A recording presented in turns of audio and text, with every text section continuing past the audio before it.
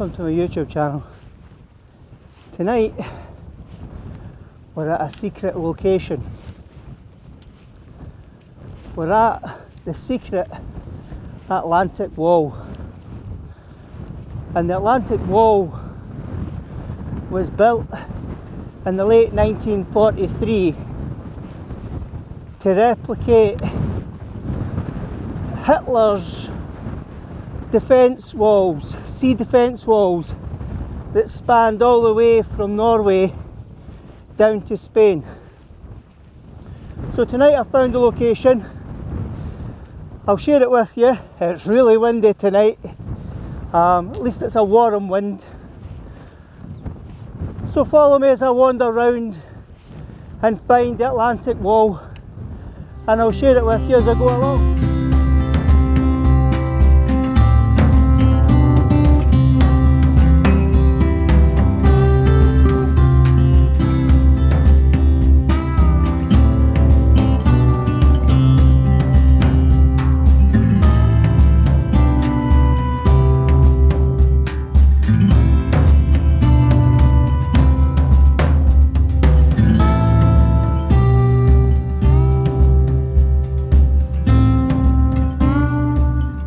So this is the Atlantic Wall, the secret Atlantic Wall that was built in 1943. It's actually 86 metres long, it's 3 metres high, and it's 3 metres thick, and it's constructed of concrete and steel.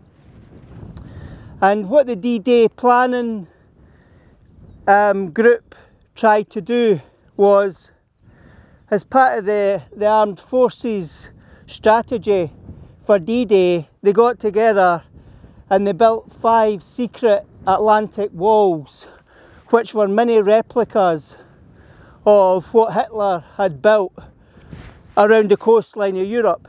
And they built these walls in strategic locations across Britain to try and understand how they could penetrate the wall.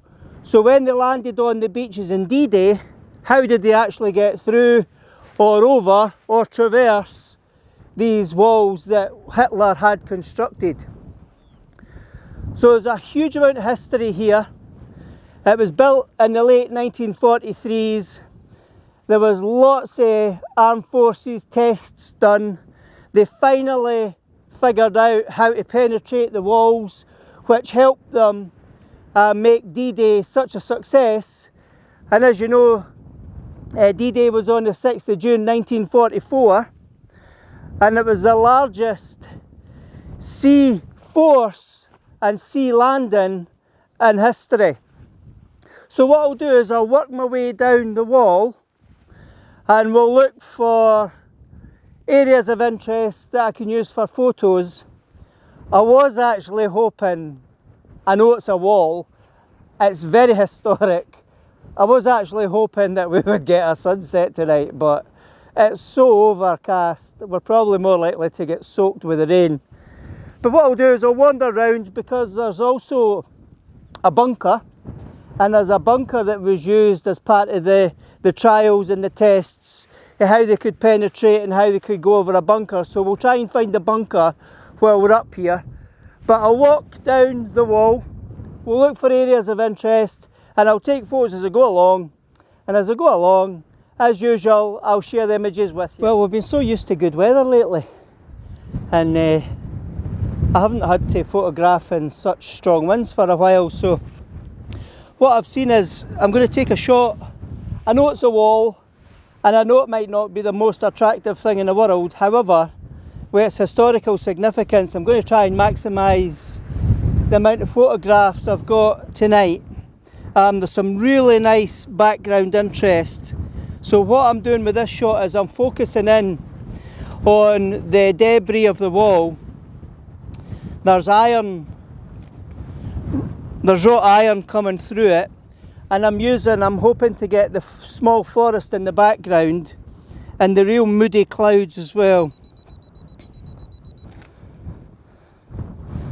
So what I might do is, I can't put any filters on because I've put my lens hood on. And the reason I've put my lens hood on is there's spit of rain in the air and I'd need to keep wiping it, so I'll use this. I'll do a short bracket exposure and then that way I can blend the sky in later on. So what I'll do now is I'm going to move down a little bit further and I'll get a close-in shot because I want to get the iron railings that are sticking out through the wall.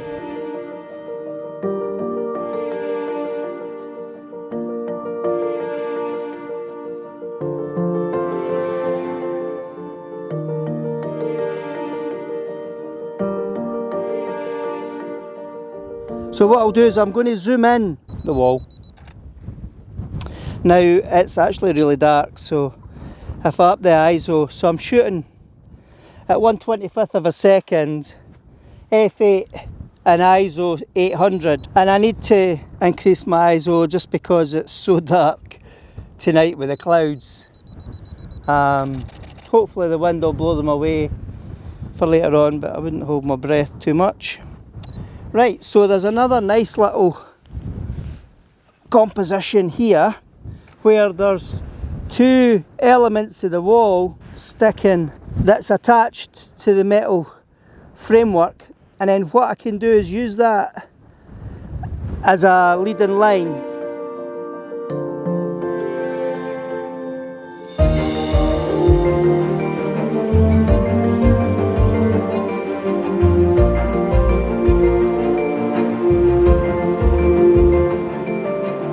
Before I walk further down the side of the wall, I've seen a nice composition because those flutes and the undulations in the side of the wall are actually making quite a really nice leading line for the image. So I've just focused in, I'll take the shot, I'll just do a quick bracket exposure and then that'll be that shot and I can bring it together.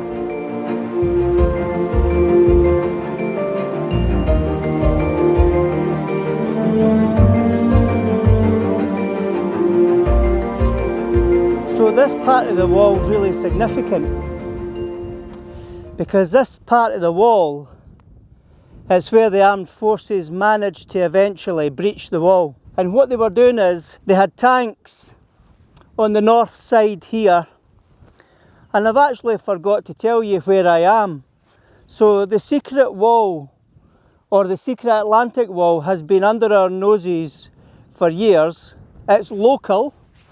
And it's here in Sheriff Muir, just up behind Dunblane. So the north side is facing towards Crieff and Auchterarder, and what the armed forces would do is they'd keep shelling the wall to see, depending on the explosives that they were using, what was the right type of explosive or bomb to penetrate the wall, and then they drove up with the tanks to see if the tanks could start traversing and going over the wall as well. So this is the famous hole that I've read about, where this was the defining moment that allowed them to understand the right explosives to use to penetrate Hitler's wall. And as the story goes, a tank had allegedly come through here, although it looks quite thin.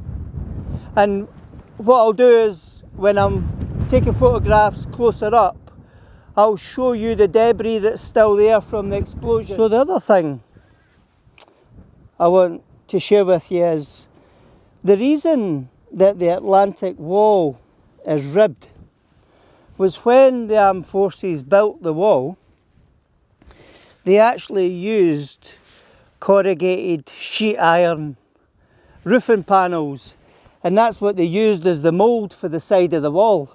So that's why we've got this shape, and now you see it, you can see that it's the shape of a corrugated iron roof. And this is obviously a wee crawl through hole because it's been moulded in the inside, so it's not. So I'm going to take a photograph of the hole that was created with the bomb, and there's actually people have created a path through the grass. But there's actually, the path sweeps through the hole in the wall, so it's given me quite a nice wee leading line, although I'm not so sure how we'll make it out. But what I'll do is, to create depth in the image, I'm going to focus in on the front of the face of the wall, and then that way the background will be blurred or blurry, and then the whole foreground will be in more detail. So I'm shooting at 125th of a second, f8, and I'm still at ISO 800 because it is still really dark, and yeah, I don't suppose there's going to be huge signs of the clouds lifting soon. So I'll take a wider view of the wall, and I'll also incorporate some of the debris that's come out, and I'll actually get closer to the debris and show you that. So again, I'm just focusing in on the fallen wall part, and again I'll do an exposure compensation, and I have to keep checking my lens for rain spots just to make sure. So what I'll do now is I'm going to walk through the hole, and then we'll face this direction. So this will be east southeast, and I'll be able to show you how far the debris went when they exploded the wall.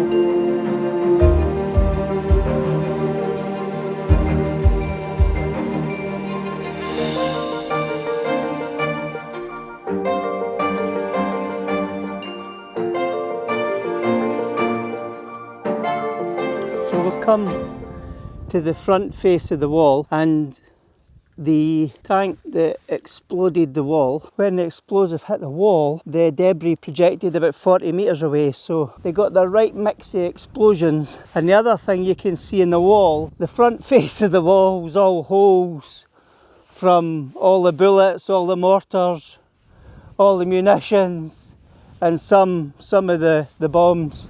So what I'll do is I'll focus in on the centre of the debris, and I'll take that shot. I'm still at ISO 100, still at f8, and I'm still at 125th of a second. I'll just do a quick exposure bracket. So what I'll do is I'll go and zoom out now, and I'll get the whole, I was going to say the whole composition, but I'll get the hole in the full frame, and I'll zoom in on some of the reinforced steel and some of the remnants of the wall. And then what I've noticed is there's quite a nice line up the front face of the wall. So if I stand down here and then try and see if I can get a photograph of the wall, and then as I was walking down, there's a number of kind of quirky iron rods sticking out the wall that I thought we could maybe get some nice exposures of. I'm still looking for the bunker. I think I can see the top of the bunker over there. So we'll take more shots here, I'll take more shots of the debris, and then we'll wander over to the bunker, and then we'll see what we can find over there.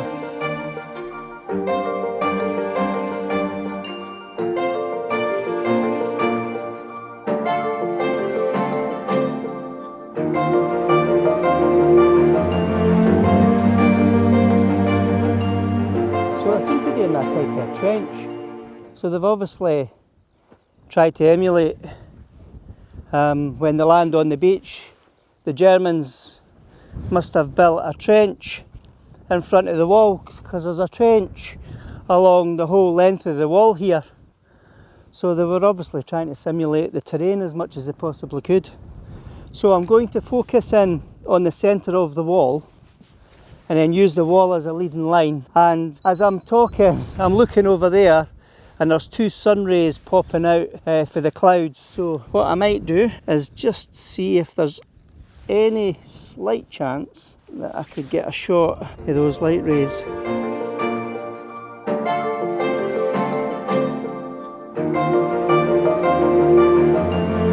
I've positioned the camera because the debris of the walls in front of the camera, but there's loads of debris scattered around up the hill, but there's some nice moss growing on the rock, so I thought I'd get some textured shots. And then if I turn my camera around, I'll see if we can get a nice composition here and see if that can generate a nice image. So I'm just zooming in to see if there are any kind of areas of interest or any kind of special. Well, there's one. This looks as though I've got a shape in the edge of the rock. I'm just going to secure the camera because it's a bit shaky just because of the positioning. And as I focus in on this, the sun's starting to peek through a wee hole in the cloud. But what I'll also do is I'll move over and I'll do a close-up because that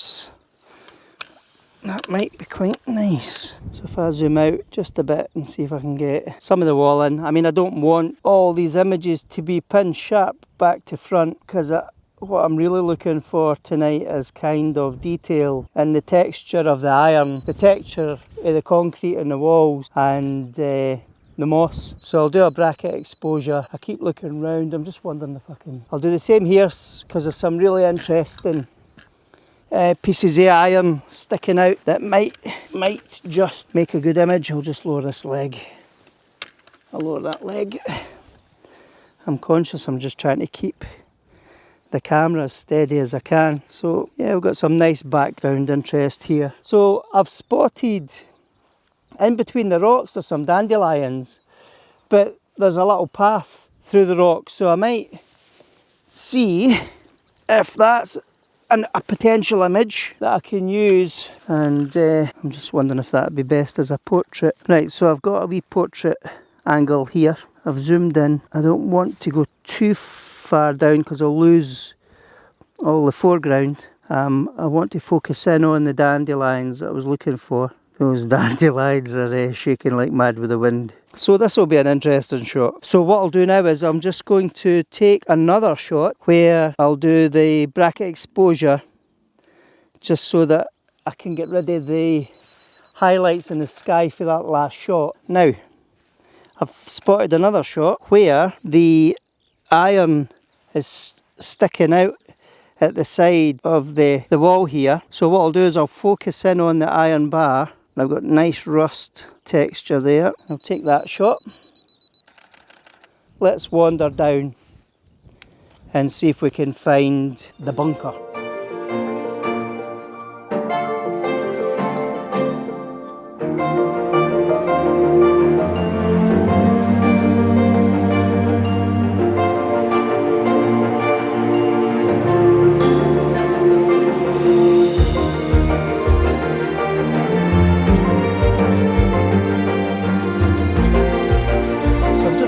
Standing further up from the wall, but what I'll do is I'll just turn the camera around and I will try and show you how far up the hill the debris went.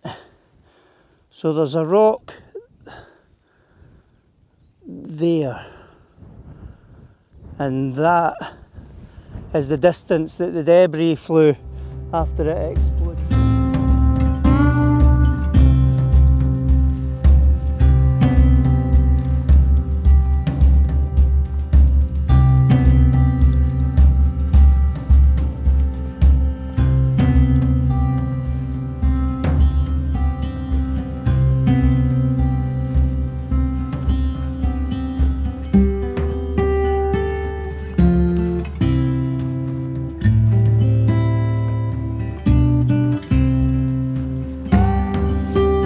Here we have the bunker.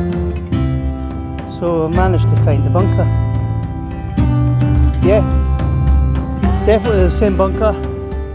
It's the same construction as the wall, and I've used the corrugated iron sheets as a mould to make it. So I'll bring the camera over and I'll let you have a look around. I'll probably walk around it because there's not a huge amount of room. And we'll see if we can get some photographs of it. Okay, so this isn't going to be that professional because I'm hand holding the camera just so I can walk you around, because there's not a huge amount of room. And there's an entrance. I'll up the ISO. There's an entrance in.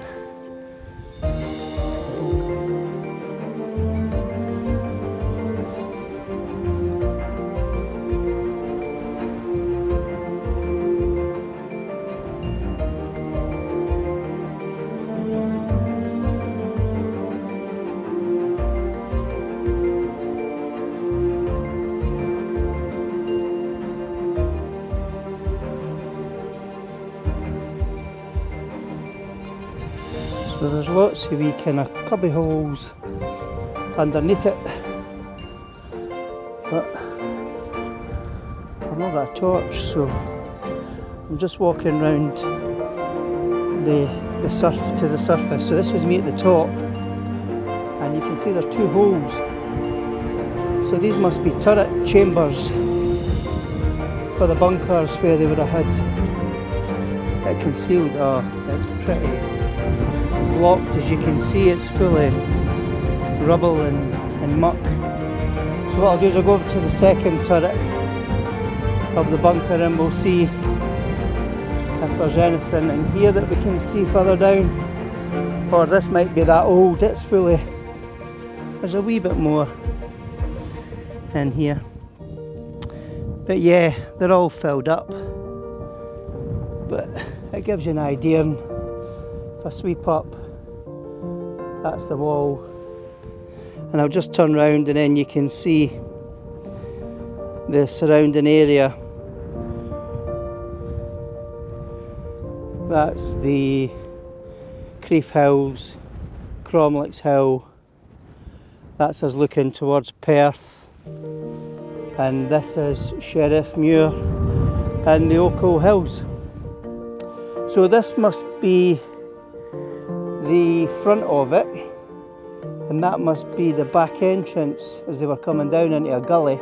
So what I'll do is I'll walk over there and we'll see if we can get some photographs, and let's see how that's. Alright, so I'm facing what I think's the rear, because there looks like a small wall that goes up that might have been an entrance into the back of the turrets, and that's what the holes at the back of the bunker must have been, was entrance holes for soldiers to go in. So I'll focus in on the centre of the turret. I'm doing a bracket exposure because the foreground's okay, the sky's amazing with the clouds, and I notice from a weather point of view it's not the best weather. However, it's quite warm and the wind's keeping the midges away, because I would have been eaten alive with all this heather and moss that I've had to walk through. So I'm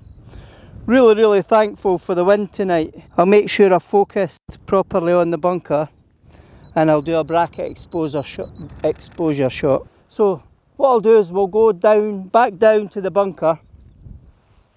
I'll look for some close-up shots at the bunker, and then we'll head back up to the wall.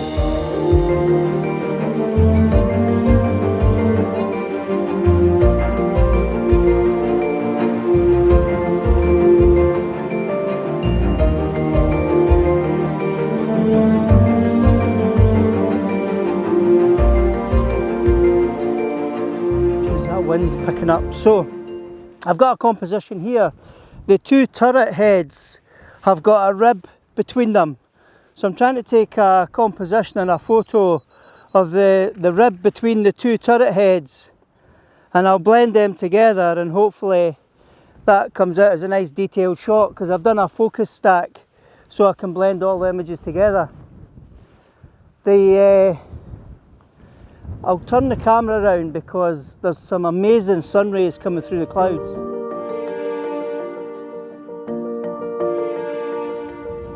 So I'm going to try and see if I can catch those sun rays in time, because hopefully the small camera can see them. I'm going to have to reduce my ISO right down to 200. Oh wow. Right, so if I can catch these just now, that could be a cracking image. I've set it kind of dark, so let's make sure I do a bracket exposure. Wow, that's really nice.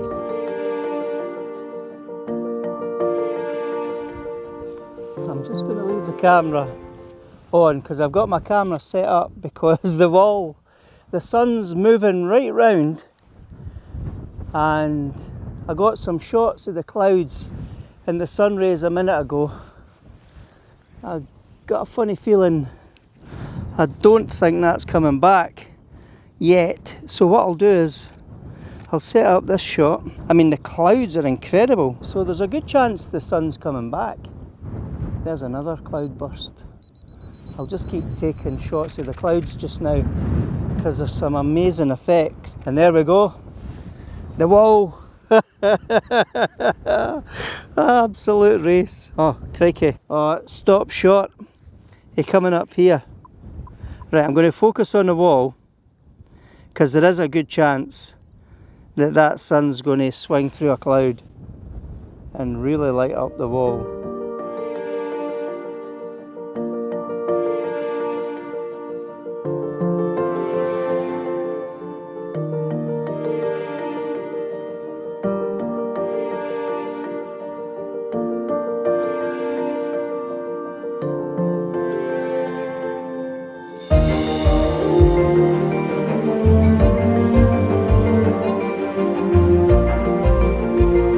Right, so I've just got here and the sun's went away, but I'm going to focus in on this shot here because once the sun does come back it will light this right up, and I want to get a different perspective with a bigger lens. So let's wait again and see where the sun, it can't be long because there's a whole stretch of blue sky as those clouds are passing, so surely it can't be too long. There we go. That's what we're looking for. Wow, right, that's nice. So I'm going to take some close-up shots of some of the blast sites where they've tried to blow up and shoot at the wall.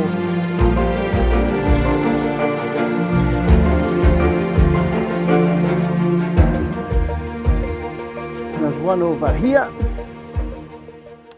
That's quite a serious hole. I'll take that shot. I'm just trying to level my camera. Zoom back so that we've got some of the hills. Get that in the right composition and focus there. And then what I'll do is I'll turn round, and it's absolutely beautiful further down there, and I'll turn round and I'll see if the shot I was looking for is actually in range when I'm at full zoom.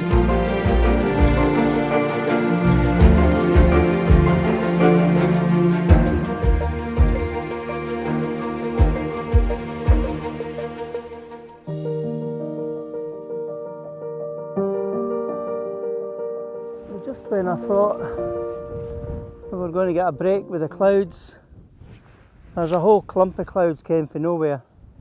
So this is a waiting game now.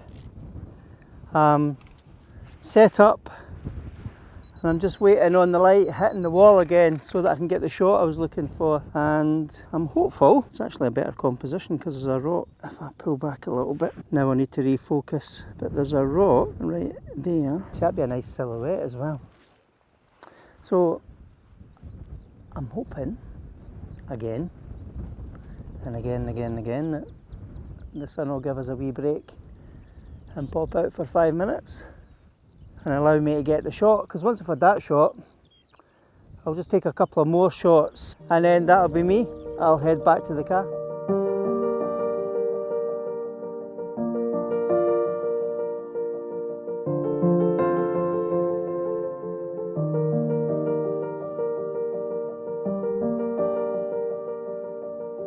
Well, I think this might be my last, or my second last shot. I'll move further to the right. I'll just try to get a shot of the wall because we've lost the sun. There's far too many clouds come in now, so I don't think we're going to get the sun in time.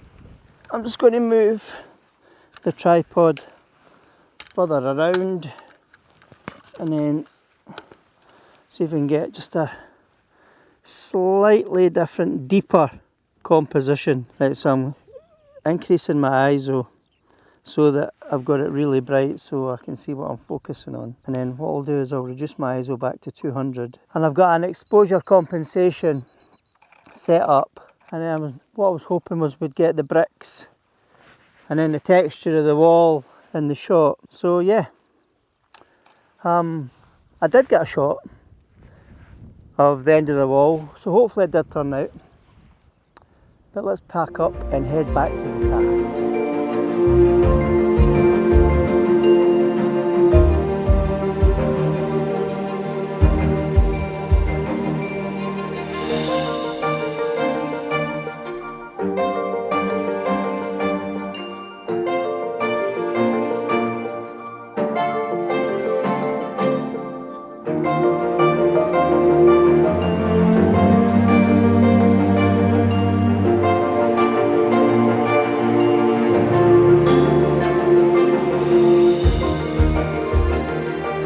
Okay, well that was different tonight.